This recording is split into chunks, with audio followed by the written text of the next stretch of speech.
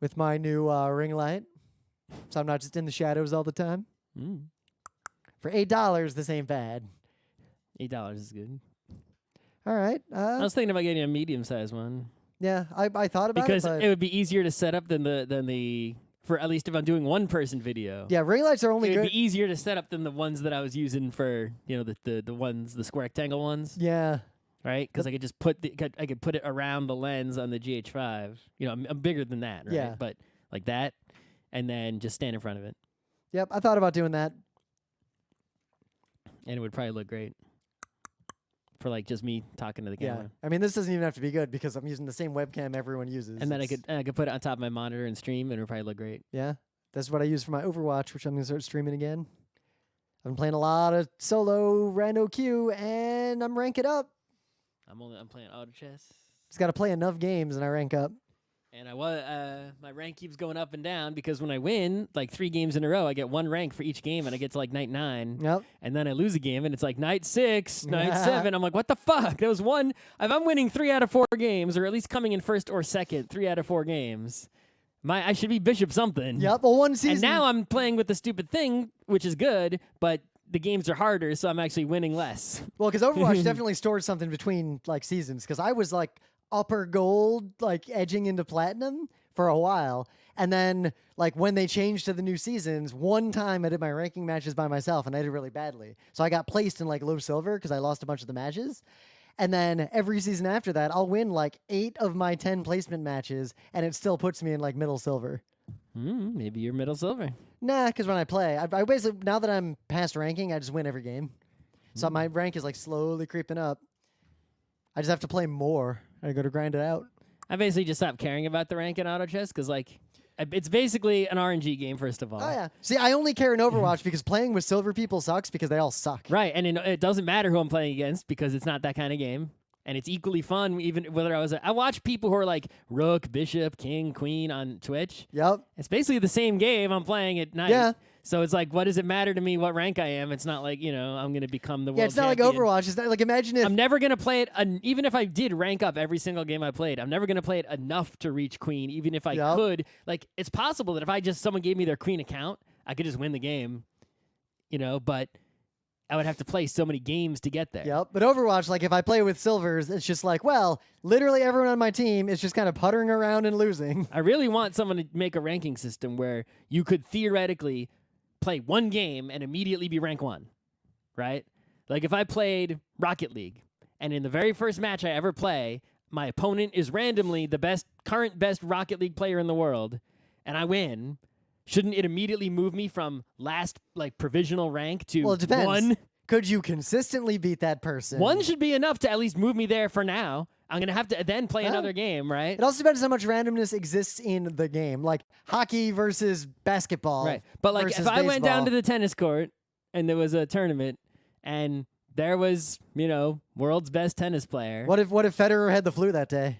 Well, I mean, he's old now, but yeah, but what if, I mean, he'd still beat us both in tennis. But like, if I went down to the basketball court and the LeBron was there, and I won somehow 1-on-1 against LeBron, right? No one's gonna say, Scott, you're the best, basketball player in the world. But NBA teams will call me after that one game, right? Assuming LeBron was trying and there was a video footage and they could see that I was good, right? And I dunked over his head, they would give me a call, right? So, and people would talk. I'd be on the news the next day. So I feel like if I play one game of Overwatch against some pro people who are on the New York Excelsior, and I win, and they lose, I feel like the New York Excelsior should give me a call. I should replace one of their members. Even if it's just one game. If they were trying, it's not a fluke. I'm legit good. Huh. People are complaining that my Brexit video is blocked in the EU. That's funny. What Brexit video did you make? I made a Simpsons parody a long time ago. Oh, well, it's a Simpsons thing probably. No, it's not. There's no copyright. I just looked. There's no copyright block on it. Interesting. GDPR? GDPR? That's not. What do you think GDPR is? I'm a GDPR goddamn expert. You know what I read? A really fascinating thing. So the GDPR law, because the way EU works is, I guess, to enforce the GDPR. They basically said, Ireland, it's your job to enforce the GDPR. And since Ireland is where all the tech companies have their tax haven, Ireland's being real lazy about it.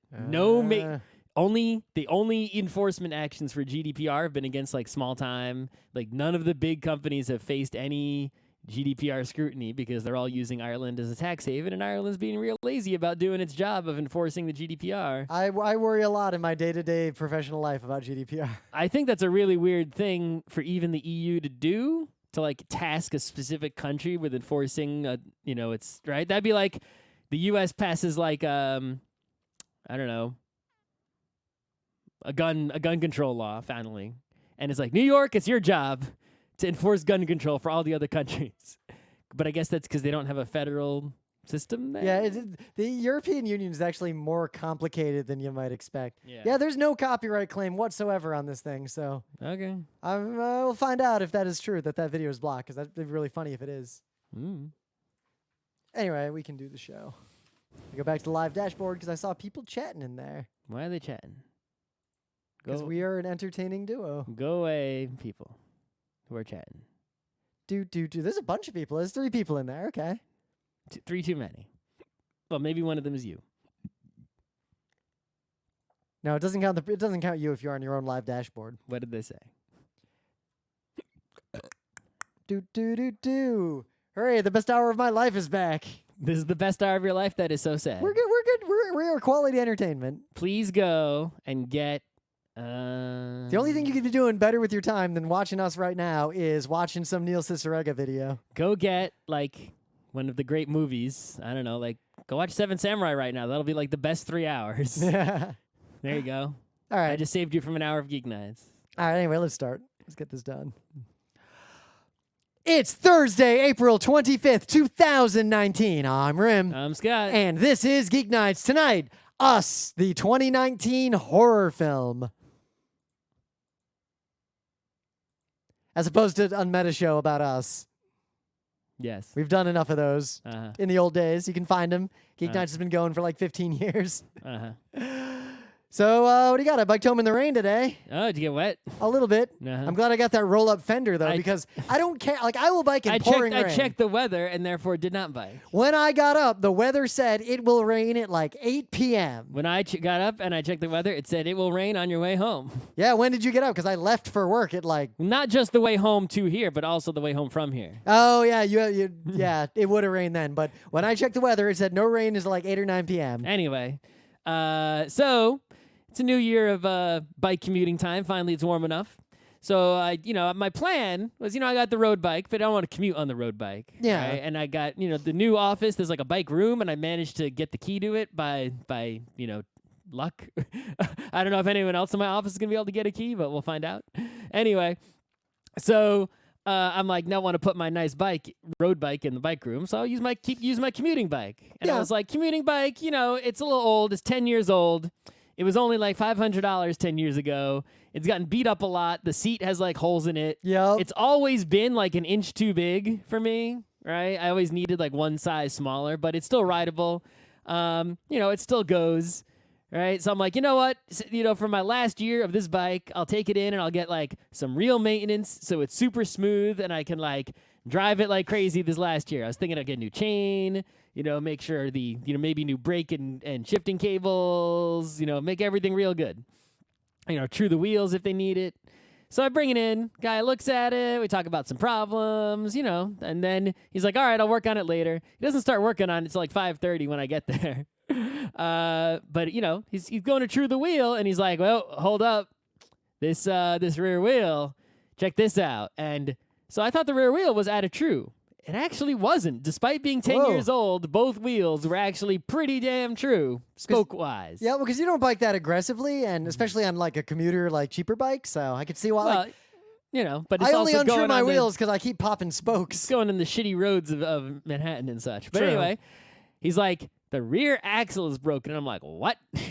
So he shows me, and sure enough, even though the quick-release skewer is like intact and good, right? Which is why I didn't have any problems riding or die. The skewer was basically holding the wheel together and was keeping it secure on the frame. But the actual axle, you could spin the bolt on one side of the wheel and the one on the other side did not turn. So this is funny because I Googled and something. you could feel that the axle was like two different pieces inside the wheel, not touching each other. So I just Googled like broken rear axle to try to find like something. Oh, I didn't bother to do that. So get this. The first result is a Stack Exchange where someone says broken rear axle. Why does it happen? And is it worth trying to repair? This is really short. So I'm taking the time to overhaul my bike. Whole drivetrain was full of oil, road salt, etc. So I started taking stuff apart. Once I got the back wheel off, I ended up with half the rear axle in my hand and a bunch of ball bearings on the floor. WTF happened? Yeah, the guy was basically telling me like, yeah, if I go to true the wheel, I got to take the skewer out. If I take the skewer out, the wheel's gonna fall apart, and then you have to buy a new wheel. But he's like, as long as I don't take it apart, it's safe to ride for now. Yeah. I'm like, I can ride this home safely, and he's like, yeah. And I'm like, all right, do not take my $80 for a 10-year to fix a 10-year-old $500 bike. Right? Just make sure the brakes are good so I can ride home safely, and I'll be on my way. So I think we're both, because I got to replace my rear wheel, my cassettes, and my chain probably. So on Saturday, I think I'm going to go to some Brooklyn bike shops that have better selections for the kind of commuting bike I want, and replace my 10-year-old bike with hopefully a bike that will last 20 years. You could check out REI. So I'll still have two bike. It's worth checking out REI because if you want. REI doesn't have the kind of commuting bike I'm looking for. Nah, have you looked? Because they also I've been there recently. Because they will also ship bikes in from other REIs. Yeah, but the REI only has like Co-op brand and some other, they don't have the kind of bike I'm looking for. I've never actually shopped for bikes there because I tend to pick the manufacturer I want. Well, I don't. Manufacturers for bikes don't really matter. It's like there's actually a ton of manufacturers who make the kind of bike I want. It's the kind. Nah. Right? So it's like, the kind of bike I have for a road bike, there's actually tons of choices. But for the commuting bike that I want, there's only like maybe, 5 or 6 choices, and most of the bike shops don't carry that kind. I am continuing to idly look at mountain bikes. Because I'm not getting a road bike. I'm just keeping like the road bike performance hybrid that is light like a road bike with the twitchy tires.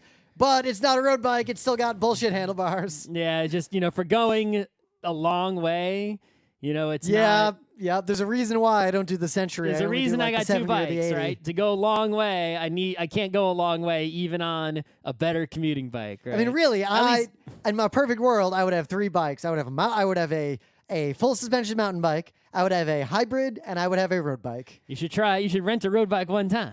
I've ridden road bikes before. I know the feel. But for a long ride. Yeah. I thought about it. I found some places that'll rent them, but it ain't cheap.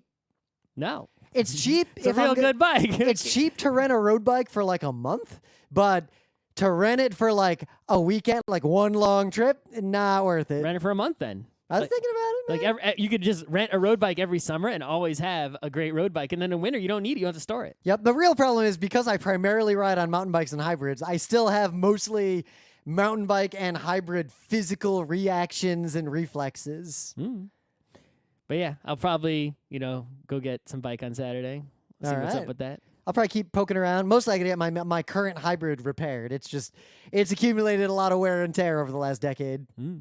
So, in some other news, not to get it into all you can take parts from mine. All the ridiculous politics right now because there is a constitutional crisis ongoing in the U.S. For the past how many years? It's worse now because now you've got even worse. Here's the summary. It's even worse when we're still not doing anything, and it's even worse when we're still not doing anything. Well, the problem is we can't do anything. Yeah. We already vote for people who could do the right thing, and we have no other political power. But the deal that's going on right now, for those of you who don't live in the U.S., and actually those of you who do live in the U.S., because a lot of people don't know how this works, there's 3 branches of the U.S. government, and they are co-equal in power, and ostensibly they have checks and balances against each other. At least that's what they taught us in school. Like any 2 of them can technically override the third, but for various reasons, one of those branches is split in 2, the House and the Senate. That's Congress. And they have different powers. And right now, the broken evil party controls one of those, and the actually good political party, the Democrats, controls the other one. So the Democrats control the part of our Congress that is allowed to basically investigate things. So they started investigating a bunch of things, and our executive branch just said, nah, we're just not going to answer your questions. What are you going to do about it? Fight me. And the Constitution makes this a weird problem that's going to be hard to resolve.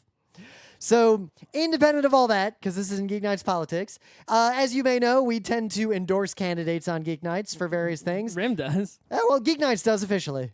We should endorse candidates for things that aren't political but do involve voting. That's a good idea. We should endorse, like, Joey Jojo for head of panels at some convention we go to.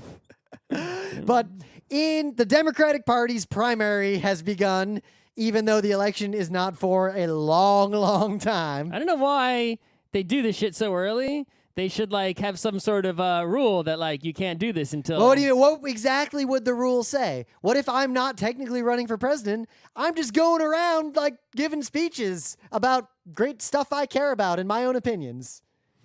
Like, what's the line? That's why it's hard to legislate that.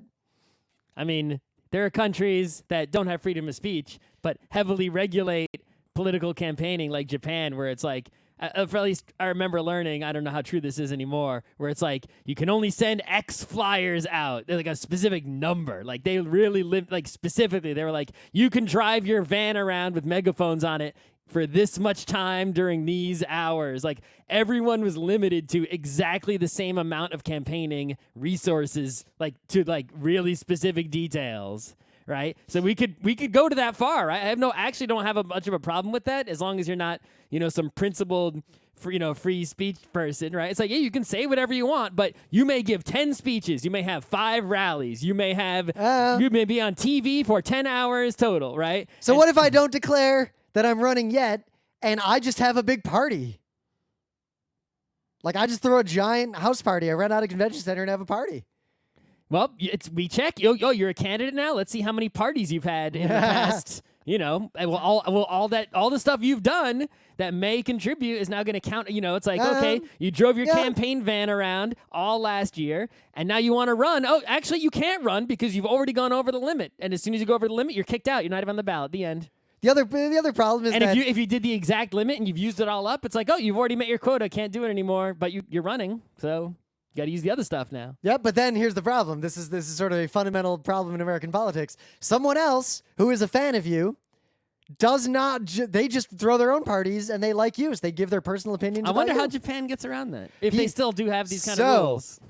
Generally, the reason this is not as much of a problem everywhere else in the world is a combination of democracy isn't as direct in those places. Clearly. It's on a smaller scale. Mm-hmm. There's fewer people involved and fewer people who vote actually give a shit about issues. Like, it's very contentious right now, so our participation rates are rising. And America has a lot of unique problems as well. But I digress. All I'm going to say is that there are like 4,000 people running for the Democratic nomination for president right now. Too many. And a lot of them are pretty good, and I'm going to be blunt. There's not a lot of awful ones. There's just some that are clearly better than others. It's like, wow, look at all these chocolate bars. Even the Hershey bar still tastes good. Yeah, but I'm not gonna buy it. But I'm not gonna poop it. We're voting on. If it was the only one, I would totally eat it and go, delicious. We're voting on which candy bar of any kind is gonna run against a literal piece of shit. Right. So we're trying to find, the golden.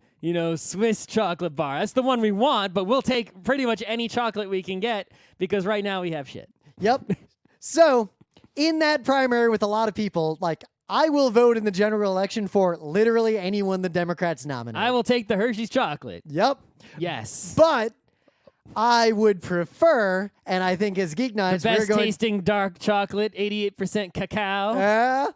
We are going to endorse Elizabeth Warren in the Democratic primary because she has actual well thought out policies that are Scott ideas but with actual numbers and plans behind them, and no other candidate has this. It's like voting for me, only smarter, more serious. Like Bernie older. Sanders will be like, blah, we should blow up the blah and change the blah and free college for everyone. That's voting for angry old man, Scott. Yeah, but Elizabeth Warren is more like, let's break up Amazon. Trying to be reasonable, Scott. Let's break up Amazon in these ways, like for these reasons. Or let's forgive college debt, and here are the numbers on how to do it. The only politician I've ever heard say, that was pretty much the moment I decided, like, all right, you're now the tastiest chocolate for now. Yep. Right? Because the only politician I've ever heard say, let's bust up Amazon, was Zephyr Teachout, who was a New York, someone who ran for governor of New York and did not do that well. Yep. But, was sort of a more out there candidate still, even though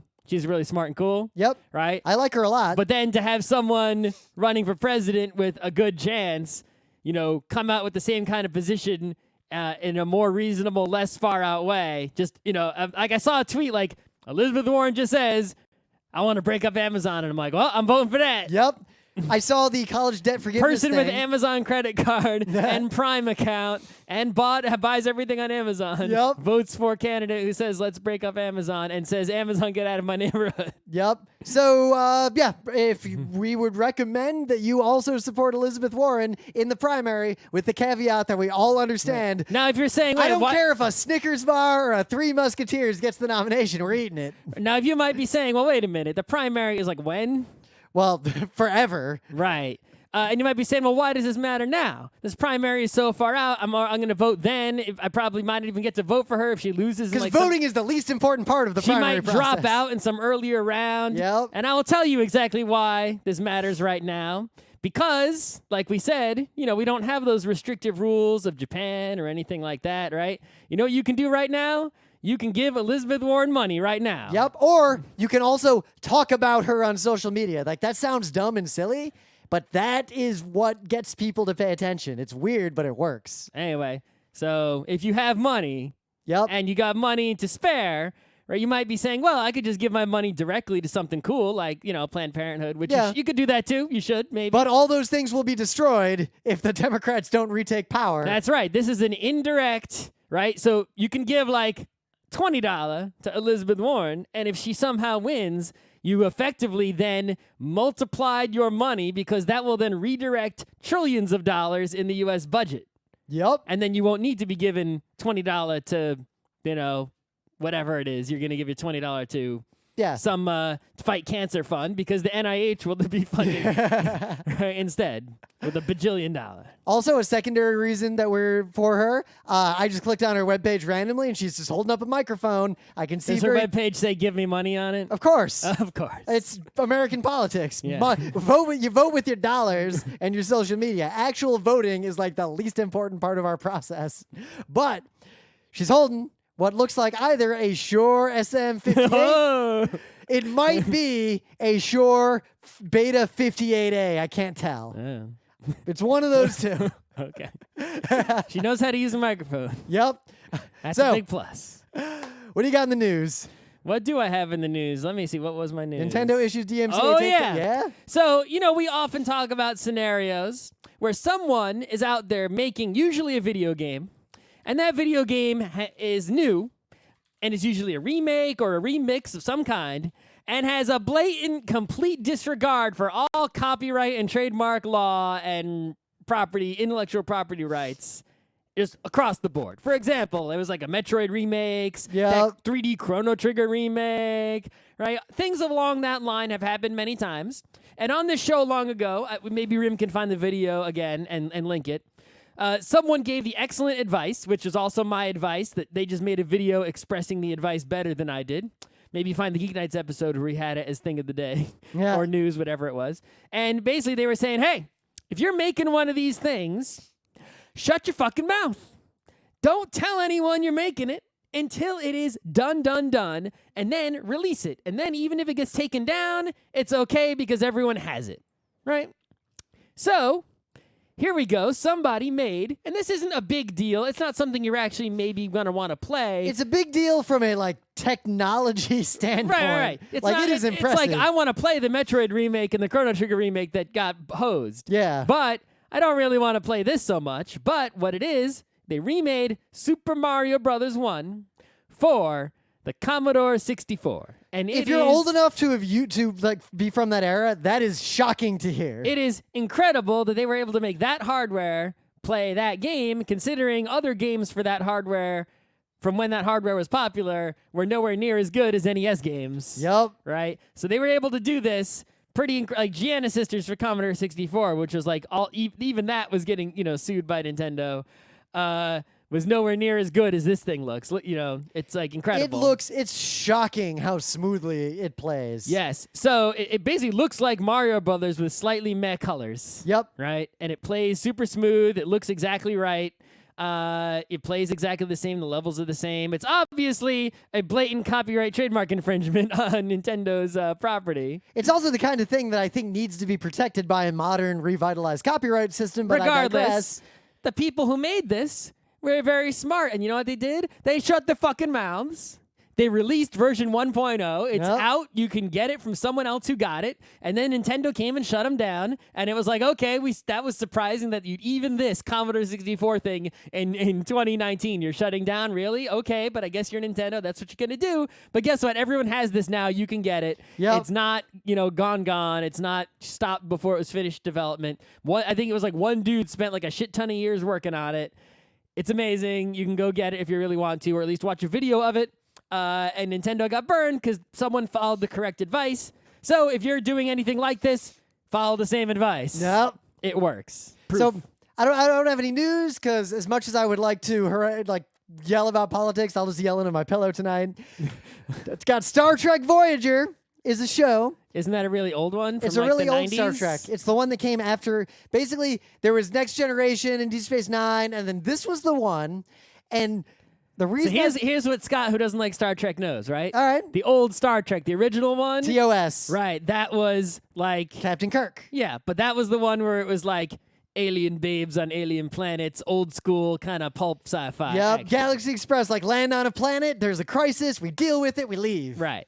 And then Next Generation one, that one was more, when I watched some episodes back when it was on the TV in the old days, and that one, at least to me, felt more like daytime soap opera, only everyone happened to be on a spaceship, and occasionally it'd be aliens, but not really. Yep. I didn't Or- really feel any different watching that than watching like any of the things that would be on after The Price is Right. Right? But it was just, in space, so I guess that made it more acceptable to watch, even though it was basically the same thing, and it had a shit too many episodes. And then the DS9 one, which I watched maybe one episode of ever. People have described it as The Wire in space. What I know about that is they weren't on a ship; they were on a space station. Yep, at the edge of like Federation. Well, I didn't it's know about that. I complicated. didn't know that part. It's called And- Deep Space Nine because it's in deep space. It's way out there. I just realized that just now because you said it. Okay. And the Beatles isn't the bug; it's the musical. I learned that a long time ago. Yep. But also, okay, same kind of realization. thing. Yes. It had a guy with real big ears on it, and I think it was basically, like a sitcom, only they were on a space station Yep. that didn't move. So I guess they didn't have aliens visiting and ships shooting at them. So like, in 1995. So this is one I know that there was one called Voyager that came after. Yep. And I know nothing about it other than I assume there was some sort of voyaging going on. So the shtick of Voyager is that there's this rebellion. So there's all these settlers colonizing, like illegally colonizing territory that isn't in the Are Federation. they humans or are they some aliens? Humans. Okay. And like basically Federation shitbags are colonizing planets. How are they getting there? in spaceships? How do they have spaceships if they're bad? Well- Don't the spaceships all belong to the good humans? No, lots of people have spaceships. Okay. Anyway, there's a whole like thing going on, and Voyager is a new ship that was developed with new technology, and they send it to go deal with them. And So is it just the humans are going to go shoot other humans? basically, yeah. Okay. Some so goes- it's like a mad warship, unlike the Enterprise is like an exploring ship, right? Yeah, This Voyager is like a warship. sort of. It's got a little more going on, but it's designed for like these special kinds of missions. It's new technology. It has human killing weapons. Yes, it has weapons. That It goes- and the weapons don't just go pew like this. The Enterprise. Yeah, it's weapons. pretty powerful. They go to deal with this thing, and It's they more get like a Star Destroyer they get transported to the opposite have fighters? side of the universe. by accident. Yeah, some alien technology happens. Some of the rebels and them get transported like further away than anyone has ever explored. Okay. The Delta Quadrant, like way out, middle of nowhere, Because of random.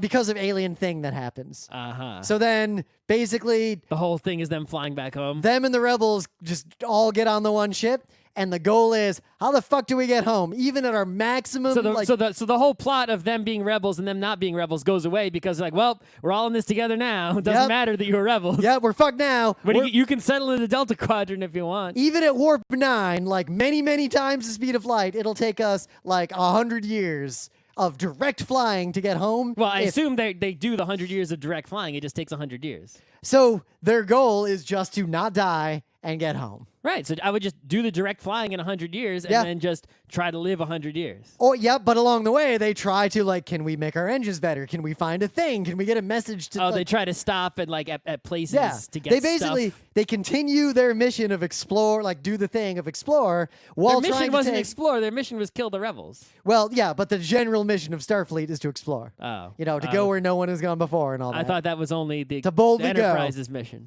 That's the Federation's mission. Okay. Anyway, that's the show, but it came out in 1995 and ran until 2001. Oh, I which, didn't know it ran that late. it has like 170 episodes. All these things have too many fucking episodes. But it was the era for in my life and in the life of many people around our age that it straddled the I still watch things on TV and I don't even have cable anymore, which made it interesting because as a kid, I remember really liking the beginning of it and then just stopping watching it, even though I really liked it because I didn't watch any TV anymore because fuck TV. And I decided to watch it again because I needed a show to watch like on my shitty Kindle Fire while I'm like running on the treadmill in the You winter. should read a book instead of watching. I can't read a book while I'm running on a treadmill. Why not?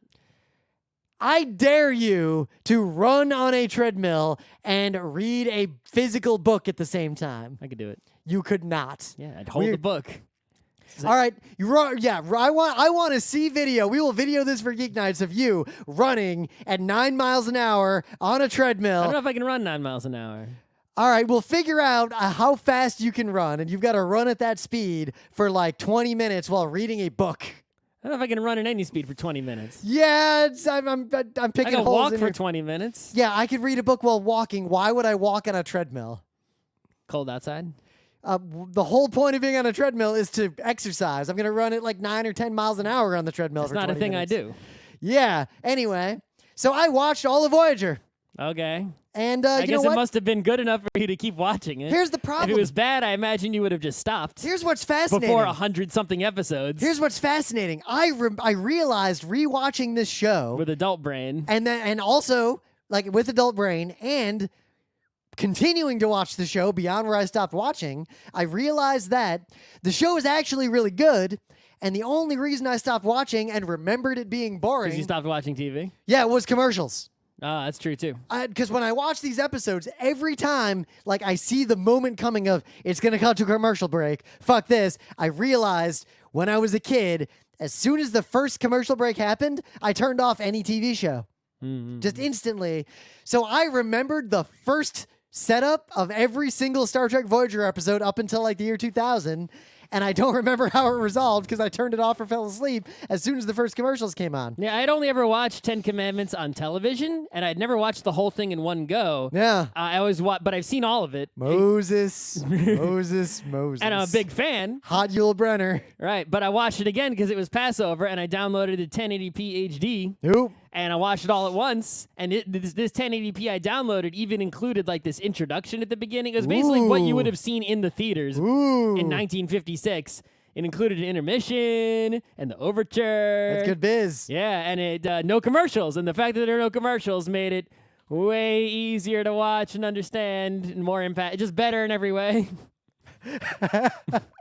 I just typed Yul Brenner hot, and Google Image returns nothing but smoldering pictures of Yul Brenner. There's no such thing. You could just type Yul Brenner because there is not a non-smoldering Yul Brenner picture. Might have been one of the hottest men to ever live.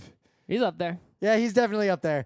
Anyway, my geek bite is. By the way, Yul Brenner smoked himself to death with Yep. lung cancer. Don't smoke. Don't smoke. But Star Trek Voyager, in a modern, like watching it on Netflix where there are no commercial breaks, really good, really tight, tells If only pretty they good could remove stories. the laugh track from other shows. I know, but because it's not a comedy, there's no laugh track.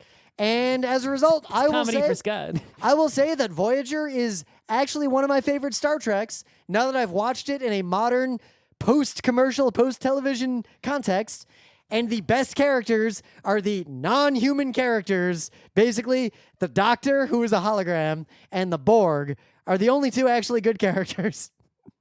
And all the like human or effectively human characters, pretty boring and have boring human arcs, but the non-human characters actually have pretty good arcs and pretty interesting stories. And if you thought that Voyager was boring because you tried to watch it on TV, I would recommend giving it a second go because commercials ruin everything that is good and ads are a cancer upon entertainment. And now it's time for... You should watch Fist of the North Star if you want something that's 100-something episodes. That's probably what I'm going to watch. The problem is I can only watch things... There's no internet down there at all. You could use the Crunchyroll app, and then you can... The Crunchyroll app offline. The Crunchyroll app didn't have offline last time I tried to do it. Check my Crunchyroll app. I'm pretty sure it does. It would. At least it didn't work for every show. Netflix is the same way. Not everything on Netflix works offline. That's interesting. Only certain shows work offline and Netflix originals. That's why I picked Voyager, because Voyager works with the offline mode. I gotta log into Crunchyroll to find out. We can find out later. I remember that being a problem. Things of the day. So Scott, say you've got a cube Okay. that weighs like a kilogram, All right. and you got another cube that weighs a kilogram, and you got a wall, and you push one cube, add another cube, and it'll hit that cube, and then that cube will hit a wall and bounce back toward the thing you just knocked. Like you understand this concept in a physics world. They're both 1 kilogram. Yeah, or 2 kilograms, or some number of kilograms. They're both, the cubes are the same. The same mass. Let's say they're the same. Right. So How the first many? the first cube hits the second cube. Yep. It stops moving. The next one carries all the energy. Yep. Goes into the wall. Yep. Bounces off the wall. Goes back into the first cube. Then the Yep. first cube is moving, and then eventually runs out of energy. And you got to push that first cube hard enough, or So else it let's- might stop somewhere in between. So right? let's assume But it's a. other than the friction, heat, and wind air resistance energy that gets lost, right? You know, all the energy is going into the movement of the cube. It would be the same if you just pushed the one cube against the wall and it bounced off, right? So what if? Let's when you have all the balls on a string and you hit Yeah. the one at the end, you let it go, and then the one on the other end jumps out, and all the rest of them is not moving. So let's assume there's no friction, so it is just 1-to-1. You hit cube 1, it hits cube 2, cube 2 bounces off the wall, comes back. How many collisions occur? Let's see. Cube 1 hits cube 2. Yep, Cube 1. 2 hits wall. Yep, Cube 2 hits cube 1. Yep. That's 3. 3. 3. All right, 3. What if the first cube weighs more, like 2 kilograms or 16 kilograms or 64 All kilograms? right. Well, the first cube comes in. So the first cube is bigger. Yeah. All right. The first cube is bigger, so it comes in and hits the second cube. I guess the bigger first cube would keep moving along, Yeah. right? It would keep going. So it's getting closer and closer and closer. Right, so the second cube... Well, the second cube is getting faster and faster and The faster. second cube is going to fly towards the wall, but the first cube isn't stopped. It's going to keep moving along slower than it was, but still moving. It just put a bunch of its energy into that second cube. Yep. And then the small one then is going to bounce off the wall, come back, and hit again. Yep. And then... So there's a lot of collisions, actually. Probably, in this yeah. case. You're probably going to get like a ding-a-ding-a-ding-a-ding-a-ding-a-ding situation. And they eventually stop. So what if I told you that if you calculate for this situation the number of collisions, the bigger the first cube is compared to the second cube is, the number of collisions ends up being pi. It's the digits of pi. It is the digits of pi. If it's a 1,000,000 kilogram cube and a 1 kilogram cube, the number of collisions is 3,140. And if you keep increasing this, it converges on the digits of pi. It sounds crazy. That is the answer. Isn't Look, that just an artifact of how we do math and not an artifact of the universe? no, it is an artifact of the universe. So if it is a 1 kilogram cube against a 1 kilogram cube, the number of collisions is 3,141,592. It does, in fact, calculate pi. This video is called So Why Do Colliding Blocks Compute Pi? And in 15 minutes, the answer is amazing and terrifying. What if the mass of my cube was E? Would it bounce -1 time? Anyway. No, the mass I think has to be -1. Then it would bounce E times. Yeah, can't have negative mass. Or I bounce a black hole into a rim's face. Nah. Anyway, this video is, you know that number file channel? We link to it kind of often because it's a really fun channel. Yeah, they've been making a little less videos lately, but they did put one out recently. They're not dead. Yeah, they make really good stuff. But number file is like, here's a cool math concept explained at Rim Scott's like current understanding of math. Explain it to educated person who can do basic arithmetic and knows like algebra. But who hasn't actually done much serious math since college. Yeah. So Or ever.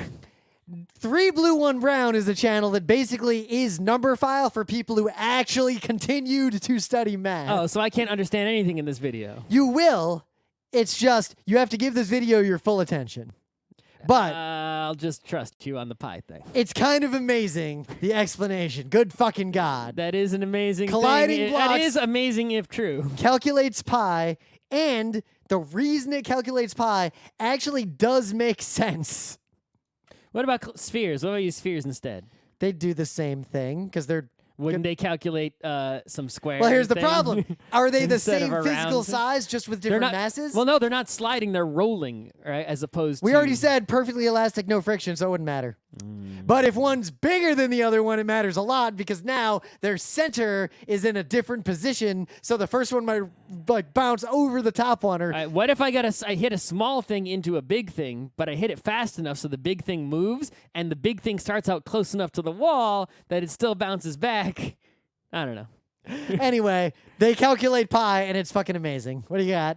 What do I have? So, you know, in the world, we have lots of languages and alphabets. Yep. Right? And then we have ways of music notation. Yep, right? we pretty much converge. You draw dots on sticks on bars, right? You know how music looks like when you write sheet music. Yeah, I've right? studied music theory in detail. Even I know how to read that. You know, and there are other ways of writing musical notation. There's like guitar tabs, which are slightly different, right? They're pretty much still dots on bars, kind of. Yeah. You know, but not exactly the I same. hate to say it, I've always considered tabs to be guitar players want to play chords, but don't actually want to learn how to read music. Yeah, basically.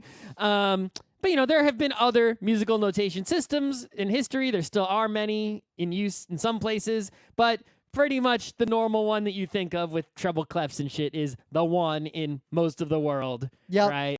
But A combined with Italian language, like that's what we use. yeah. But here is one that I'd never seen before, and this whole article about it that is really amazing, and not mostly amazing just because it looks fucking awesome. Yeah. Like, it's a work of art. Like, if I look at some sheet music can occasionally be a work of art, but is generally kind of meh. It's a better heard than seen. Yeah, of all people, so you want to know a side story? I've heard tell that Wagner would write certain notes or certain parts in different colors Ooh. just for reasons. I'm going to make sure that's actually true and not just something a music teacher told I just me. checked that Yul Brynner did die of lung cancer after he quit like a few years after he quit smoking, and then when he realized the smoking killed him, he was like, God damn it, and made like anti-smoking ads. Nah. Like, don't die of lung cancer like I did. I'm going to. All right, so anyway. So this is a Tibetan way of... Oh, that might be a myth, the color thing. It's not on his Wikipedia page. All right. Anyway. This is a Tibetan way of musical notation, and it looks fucking awesome, and regardless of what it sounds like, it is beautiful to behold. Like, I kind of want to get one of these and just hang it on the wall or something. But actually, I also learned from this that this is used to denote a type of throat singing that sounds a lot like Mongolian throat singing. So I guess those places in the world, Tibet and Mongolia, are pretty close to each other. So I guess there is some sort of shared ancestry or shared cultural ancestry related to throat singing that's pretty cool. And once you know that this is denoting throat singing, it sort of makes sense when you look at it why it's, you know, denoting that kind of music. Yep. Also, throat singing is really awesome. Yeah, I also like throat singing a lot. Like, I just go on Spotify, type in some throat singing. There is a metal band. I think it's called the Who Band. It's a Mongolian throat singing metal band. They're fucking awesome. And I think they've been a thing of the day before. But I was reminded of their existence recently, and this is relevant. So I figured, why not bring up that awesome throat singing metal band? So, funnily enough, I got in high school. You know, I talked about how I got whistling lessons in high school because we wanted to perform a thing. Like they did a whistling clinic. Did you see the World Whistling Championships? I know of the World Whistling Championships. I watched a video of some people who like went there and made like a mini documentary about it. Whistling is difficult to do well. But anyway, so we had another clinic for a song we were going to do that involved throat singing, and we had a throat singing expert come in Awesome. and give lessons in throat singing. Ooh. I was unable to do it. I feel like that takes a lot more practice to even make any sound So than basically, proper sound. So we did a clinic. Was and anyone in the class able to make the right throat Yeah, so there singing? were like 6 people who were able to pull it off, like at all. So then they got a much more intensive class to be able to do it for a song we performed. It was really fun. I really wish I was able to do it, but I couldn't make it work. So, and we were under pressure, so they It's just like, all right, who can throat sing? Yep. Who is most likely to be able to pull this off? Rim, nope, you can't do it. Stick to your fucking whistling. Did you combine the whistling and the throat singing? I can And your no. trumpeting I and can your- do the hum and whistle at the same time, but I can't do All right. but this stuff's really cool. In the meta moment, the GeekNights Book Club book is the most painful book we have ever chosen. It is Troy Denning's Pages of Pain, set in the I Planescape am world. currently consuming some painful pages. I am at the part where the tiefling calls him zombie. I'm at the part where they were on like a cart full of dead bodies and they just got off the cart. Oh full of- right, so you met the crazy centaur kind of guy, the Maybe not. Maybe that's on the next page. yeah, the one who thinks the whole world's a dream. Yeah, not maybe that's on the next page. He's about to appear, if I recall correctly. Anyway, they just got off a cart of dead bodies. I didn't get past zombie yet because I've been biking to work, so I haven't been reading on the subway. Yep. But we'll read this book pretty quick. I'm gonna update the page tonight. GeekNights Book Club. We'll see how painful this book is. I got some thoughts already. I have a lot of thoughts I already. got thoughts about the Thrassin. The amnesiac hero. Yeah, the amnesiac hero. That's very relevant to the story here. Our bunch of our panels are on YouTube. You can just watch them. Real Harmon Games, Rare Game Mechanics, etc. We don't have any conventions till PAX. If you, PAX West, that is. Yes. By the way, PAX West ticket, be on alert. yep. These are the times. If you want us to do more content, the best thing you can do to make that happen is to take the videos we upload to YouTube. So Judge Anime, Real Harmon Games, Rare Game Mechanics, the 3 videos we just made. And seriously, post them on the Reddits and all the places you do your internet shit. Like the forums and Reddits you hang out on that we don't hang out on. Because we do not go shamelessly self-promote our videos. We just promote directly from our source. So if you want us to make more things like that, promote them for us. You know, I already tell you not to give Rim your Patreon money. Why are you doing free labor for Rim to promote his content? And he should be hiring a PR firm or a marketing firm or something like that. Don't give your labor freely to Rim. I am saying, Or your money. I'm just saying, if you want us to make more videos, the best way to get us to do that is I'm to not get other making people to more watch our videos. No matter the view count on the videos will not determine how many more videos I make. You're just saying that because Real Harm of Games is getting way less views than Rare Game Mechanics, despite being equally promoted. I mean, I didn't even know what the views were. Yeah, 'Cause I don't look at views. Yeah, The only way that it would ever change the amount of content I make is if it made you enough money to where you could quit your job. Right. It's not like I check the views or the money. Someone would have to come to me and be like, hey, did you know your thing made a bunch of money? You don't have to go to work tomorrow?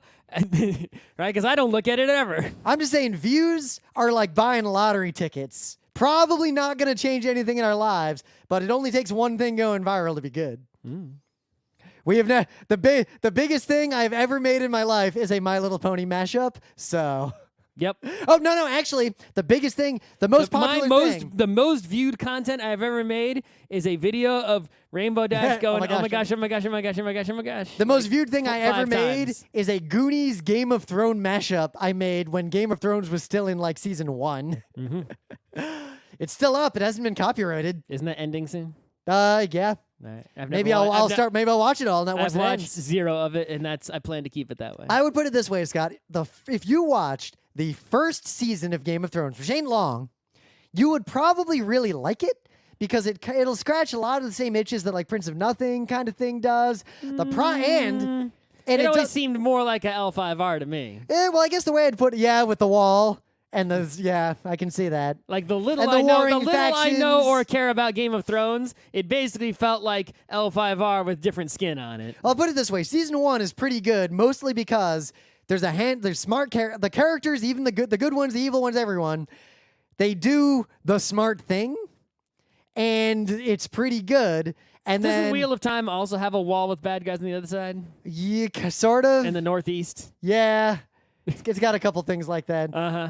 Fucking Wheel of Time. How many man. fantasy things have a wall with bad guys on the other side? Because that's it. The kaiju wall is a fun thing to have. I remember when you encountered the kaiju wall when we were playing that L5R game. The first thing you did was like, Yeah, but that was the go first time I had ever encountered that trope. It Yeah. wasn't a trope then. It was fresh. But you got real excited about the wall. You're like, what's on the other Yeah, side? because it was new. Now it's a trope. I've seen like 4 walls now. I don't need any more. I remember you. It was as only a- exciting the first time. were you like Crab Clan? I forget what you were, but I was you. Grandpa Ninja. Yeah, you ran to the other side of the wall and started rolling around in the dirt to see if it would do anything to you. Yeah, someone said it was evil on the other side. Yeah, but anyway, the last episode of season 1 does something really surprising and shocking and good and interesting, and then after that, it just got kind of boring and I stopped watching.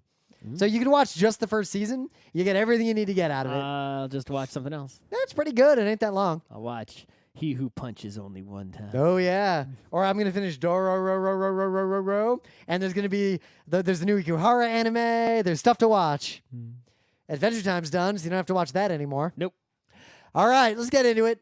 I am a huge fan of horror movies, and there are not that many good horror movies in the world. I am also a fan, not huge, but a regular-sized fan of horror movies. I mean, I spent my But- whole life watching horror movies Right. from a very young age because my mom also likes horror movies. That's why I watch. And also, My mom gore also movies. likes the horror movies. I like torture porn, gore movies, horror Uh, movies, slasher movies, every kind of horror fiction. I am down. My problem is that, I tend to only, it's like, I really like horror movies when they're good. They are just extremely rarely good.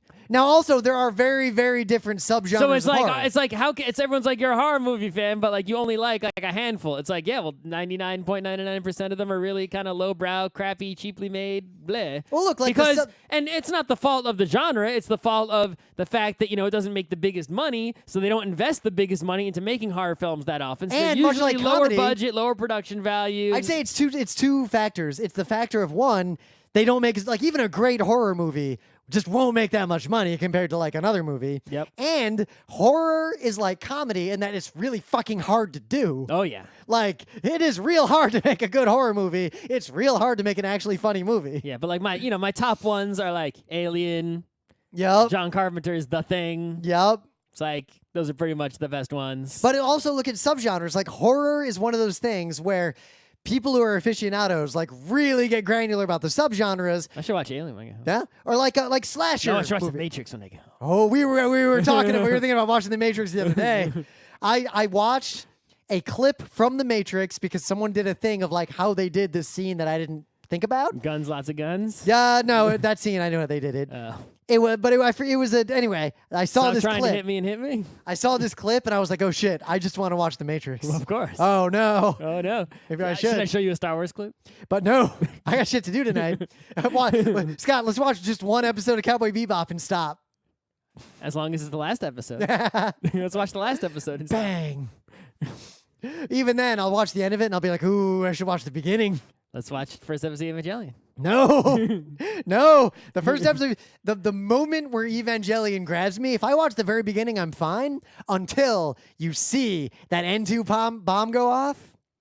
And then you see the nuke, like, explosion. I'm fine until the shot where the car is driving towards the city and the buildings start coming up. Yeah, that's pretty good, too. For me, it's the moment where the bomb goes off, and then the old men are like, we did it. We fucking nuked it. And no, you didn't do shit. Yep, and then you just see the alien. They're just still walking. Yep, just still walking, not All right, even so slowed down. anyway, let's get on topic. But like slasher movies, the first slasher movies were good at what they did, and then there were a million clones. A lot of times when a horror movie is good, there will be a million knockoffs of that particular subgenre of horror that are all bad. And even though a lot of those movies were good in their day, for me at least, a lot of them have not aged well, right? Like I can recognize like The Evil Dead is a product of its time. Right. I can recognize the quality, the legacy, all the the parts of say a Friday the 13th or Yeah. a Nightmare on Elm Street or a Halloween, but I Child's can't. Play 1, yeah. Right, but any of those, while I can recognize and respect them, like to watch them now for me is kind of Yeah. eh. But I I can watch still them. right. It's not like watching Alien. I watch them mostly the way I watch old movies that don't hold up, where I'm watching them like as an exploration of that era of cinema. But yeah, Us is a good modern horror movie that is hard to put in a genre of or a subgenre of horror. Well, we got to talk about Get Out first, right? Okay. So it's Jordan Peele, right? Yep. Of Key and Peele, the great comedy duo. Yeah, if you did not realize, Jordan Peele is responsible for both Get Out and Us. Right. So it's like I remember Key and Peele when they were comedy dudes doing funny comedies that I liked. Were and are hilarious human beings. Right, but I guess they stopped doing that show, and now Jordan Peele's producing / directing horror movies. Oh, Scott, total aside, you ever watch Fargo, the TV show? I watched Fargo the movie. Yeah, Fargo the TV show, there's 3 seasons, is A+, like A+ television. Is it just like retelling the movie or what? No. What is it? Well, let's Is it related to the movie in any way? Yes. Well, we should talk about this separately. Whatever. We'll go on for a while. They're real the good. The movie's good. But they are in one of them as FBI agents, Oh, that's funny. and they're A+. I can imagine. Independent of the show being A+. So he made the movie Get Out, which was much lauded. We went to see it in the theater. And it was a combination of horror and social commentary, which I shouldn't need to say because all good horror movies are some form of social commentary. Of course. It was actually, Get Out was way good. Get Out is scary as shit. It's not scary. It's a horror movie. It's scary. It's suspenseful. It's got suspense scenes. It's got good jump scare scenes. Yeah. It's got good like existential scenes. It's got all the trappings of a horror movie. I mean, it is a horror movie. It doesn't have trappings of it. It is. Well, you have this weird thing if you say that no movie is scary. It isn't scary. All right, what's a movie you've ever seen that was scary? Because your definition of scary is ridiculous, and I digress. I mean, when I was a kid, I was scared of Mr. Boogedy, which isn't even I'm still scared of movie. Mr. Boogedy. I'm not anymore. If we ever make a Geek I Nights was movie, when I was small, and I saw. if we ever make a Geek Nights movie club to go alongside the book club, Mr. Boogedy is going to be the first movie we watch. Movie? I'm sure it's just on YouTube. Anyway, he's googling. All right, so the Mr. Boogedy whole movie there you go okay. on YouTube Okay. Anyway, with commercials. No. Anyway, so Get Out was real good, and because Get Out was so good, I'm like, well, that was so good, I will go see Us, your new horror movie. It's not a sequel, it's not related to Get Out directly, other than another movie in the same genre made by the same people in the theater again. Yes, I will go see that. Just like you write a good book and you may write another book, I'll read that one too, right? Yep. Same deal. So we went to see Us. And Us is also real good. I don't think it's as good as Get Out, but it's still real good. And I will still go to yet another horror movie if they make another one. I mean, I think the main difference, so we're not going to spoil anything. It's a movie. Just go watch it. And it's a horror movie where there are twists. You'll probably see them coming. Maybe you don't. Saw them coming. Yeah. Though I actually expected a deeper twist of like one of the two people changing as opposed to anyway. There was another way that could have gone that would have been a very similar twist. Yep. And I thought it was going more in that direction, but it was obvious at a certain point with a certain thing where we both said, this is getting dumb. Oh, wait, no, now it's good again. Yep. Anyway. Yep.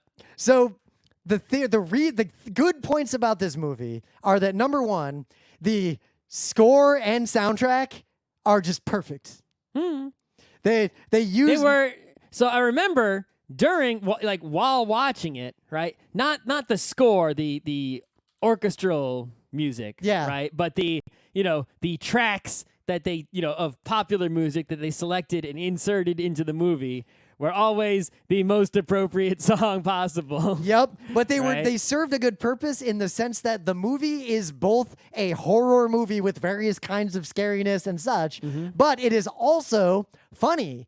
And it's the kind of horror movie that has some dark humor and some just straight up humor all interwoven, Right. and it's sort of it has a complex palette of emotions while you're watching Right. it. And most of it was that the music they selected was not only super appropriate and super great music, but also it wasn't what happens in a lot of movies where they selected the brand new hit song for promotional purposes. Yep. No. Fuck the police. They were selecting the song for the movie purposes. There's right? there's a moment that there is a serious, horrifying scene happening, and a character basically does the equivalent of saying, "Alexa, call the police," and Alexa's like, "Playing Fuck the Police" by and NWA. and then Fuck the Police just starts playing. Right, and that brings me to my second point about this movie, is that perhaps better than any movie I've ever seen, ever, horror movie at least, where characters are in a difficult situation and it takes place in the present day. Yep, everyone's got 2019. smartphones.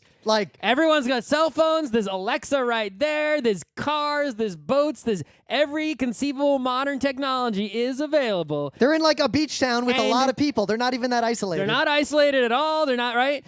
And yet, despite all that, the horror scenario and the course of events are such that A, no one does anything stupid, and B, they don't need any contrivances whatsoever to say, oh, why don't they just solve this problem by using their modern technology? Because the problem is such that they do try to solve it using their modern technology in the same reasonable ways that anyone else would, and it doesn't matter. Character encounters something creepy. They are reasonable adults, and they're like, yeah, that's creepy. There's no scene where it's like, oh man, no cell service. I guess I can't call the police. Yep. There's no scene where it's like, you know, why didn't they just call? They literally just like call the police. Yep. And they called them. That moment, and again, we're not going to spoil anything, but the kid's like, why is there a family standing outside our house? Right. And the dad's like, there ain't no family standing up. There's no nonsense for like one character sees something that no one else sees. Everyone tells everyone There's everything. The dad's like, there's no families. That's stupid. Then he looks out the window. It's like, oh. Everyone sees everything. There's Everything a is real. family standing outside. And he does, like, obviously that's creepy. But if I Everyone's working. situation, Everyone's working together. Yep. He goes talking outside. To each other. He goes outside and he's like, I will go deal with this because even though it's creepy, the world is not filled with ghosts and monsters. Right. I will act like a normal human being. There He is goes a out, thing, right, that we think might be a ghost or a monster or who knows what because it's a horror movie. And we hear the but scary they're music. reasonable people in the real world, these characters in this movie. They just go take a baseball bat and try to hit it. Yeah, well, first he goes outside like, okay. He just tries to talk to it, then he tries to hit it with a baseball bat. Yep. Right? Everything progresses. They come back and call the police. They do everything. Everybody does everything reasonable at every point in this movie. And I think that is like the number one thing that this movie does better than any horror movie ever. The number two thing that it does That I've seen. is it really sets up a mood and a place. Like the atmosphere is set correctly and all the Chekhov's guns are lined up in a row, but it escalates faster. A lot of horror movies fail because they ramp up really slowly. This movie hits a point pretty early on where it goes from like 1 mile an hour to 100 miles an hour, pop, pop, pop, go, go, go. Yep. And it never slows down after that point. Yeah, there's a lot. It's true. I didn't even think about that. Is that, you know, there's a lot of ones out there where it's like, okay, even The Thing, like Alien, like the two that I mentioned as being the best, right? It's like, ooh, we're going to be all quiet. And then even after the thing bursts out of the chest, then it's quiet again. This one's like, no. This does not follow the Dread Tower model of build suspense, collapse, build suspense, collapse when people die, right? This is what's going on here. They're clearly setting up spooky stuff right from the beginning. Yep. And then the spooky stuff unleashes and it's crazy for the rest of the movie. Crazy, crazy in your face. And when characters get a rest, Constant chasing, running, fighting monsters. Oh my God. now the tension still does ratchet down, but unlike traditional like slasher movies the where it ratchets situation down a doesn't lot, unfuck up. nope. It's more like Torchbearer, where you're still in the dungeon and you're just like getting an hour's respite before you continue to try to carry the tapestry out. Yeah. Like, no one's fresh again at any point in this movie. Who listening to this understands that reference? Tapestry carrying. And it gets, without spoiling anything at all, it gets the appropriate amount of surreal and weird at the end without going overboard and not making sense. Yeah, the explanation of about what's really going on is similarly surreal to the explanation of what's really going on in Get Out. Yep. It also goes on the social commentary, but it's a lot less than Get Out. It's more like you can read, like you can interpret a lot of very heavy social especially commentary. the scene where it's like, what are you? It's like, we're Americans. That scene is actually one of my favorite moments because it's such a weird answer that even the theater, I wanted to laugh, but it almost wasn't funny. Well, and then it makes sense when you see the big picture. It makes sense. In the scene, it's like, what? But it's like in the scene, it seems like a social commentary, but also like a what? But then when you zoom out and see the whole movie, it's like, yeah, they are Americans. Yep, they are Americans, but also they're Americans. They're us. They're We're us. Americans. Yep. That's what the movie's trying to say, by the way. Yeah. But the other great part about this movie is that it lines up all the kinds of Chekhov's guns that happen in horror movies, and they do all fire, but the results of them firing are widely varied. And I'm not even gonna hint at what I'm referring to. Just see the movie; it's really good. Like Yeah. I So would. even though I did see this in the theater, you are okay not see. This is not a must see in theater. It's okay to see in theater. Yeah. But it's not Oh, a must see in theater. the best part about you can seeing wait in the for theater, a though- Netflix or a DVD or waste your money on a Blu-ray. We saw it with our friend Judith, who was on the podcast a while ago. Just me, Scott, and Judith, because other friends of ours didn't want to see it until we had seen it to tell them They're what. cowards. Yeah, but also because they might have some specifically triggering things in it. That's also a reason. Yeah, if you're not okay with the foley of someone getting stabbed, like, do not see this movie. Yeah, if you're not okay with people getting beat up with golf clubs or run over by cars or it's a horrifying horror movie with horror stuff in it. But considering that I've seen Ichi the Killer and Ebola Syndrome, I can watch anything. Yeah, And in fact, I would say, if you can deal with the alien coming out of the guy's stomach in Alien, then you can watch this whole movie. There's nothing as bad as that in this one. The three of us went to see it in the theater pretty recently. That's why we're only reviewing it now, near the end of its run. So there was almost no one else in the theater with us. Yep. There was a family kind of behind us, to the right. And there's a moment in the movie where something creepy happens to the dad, and the dad in the family just doofus says, dad? he basically just says, "Oh hell no," and everyone in the theater just started laughing, and it was real. You'll get that interaction if you see this in a movie theater. Yeah, it does have some comedy in it. It does. As a good horror movie should. Yes, good horror movies will jump scare you, also separately make you feel existential growing dread and tension that does not get released until way after you wanted it to, and will also make you laugh out loud. That is the mark of a truly great horror movie. I will watch this movie again someday. I don't need to watch it again right now, but I could watch it again. I feel like I'd notice things I missed before. It's not like a Matrix situation where it's if I turn it on, you're stuck. But if you're a fan of spooky, scary horror movies, this is a top tier. What other movie. horror movie you getting besides this? Recently, I'm already reaching way back when I'm thinking about proper horror movies. Right. In fact, most of the good horror I get is on Pseudopod, which is written fiction. Oh, you still listen to that? Yeah, Pseudopod is great. Okay. Pseudopod, if you like horror, just subscribe to the Pseudopod podcast and never look back. I mean, when people talk, the only recent horror movies I hear about are ones like the one where everyone had to be quiet. I saw the trailer. I didn't actually watch the movie. And I heard bad things about it. Yeah. And then there's the one that's not even new anymore. It's actually kind of old by now, but it's newer than Alien. Yeah. Is what's that Cabin in the Woods one? Yeah. And everyone loved that, but I thought it was hella overrated and meh. Yeah, it was okay. Yeah, I'm not a fan. What's my favorite horror movie? I'm trying to think what's my top 2 or 3. The problem is I like horror comedies. Wouldn't you even just when also they're dumb. pick Alien and thing and be smart like me? Yeah, probably. I gotta think on it. I gotta think on it. All right. Us is up there. Us is very expertly crafted. It's not top 10, but it is good. It's top 50 Yeah, of all easily, time. of course. Top 50 of all time horror movie. Easily. Yeah. Probably top 25 all time. Probably, but I'm hedging here. Yeah. I could probably only name 100 horror movies. I mean, the problem is, there's too much discussion. We're not going to have it now, but it's say, old Dracula, like Nosferatu. Does that count? Is that a horror movie even? Yeah, Right? probably not. Horror aficionados. Bela Lugosi Dracula, is that a horror movie? Yeah, what about Hocus Pocus? Young Frankenstein, is that a horror movie? Is it?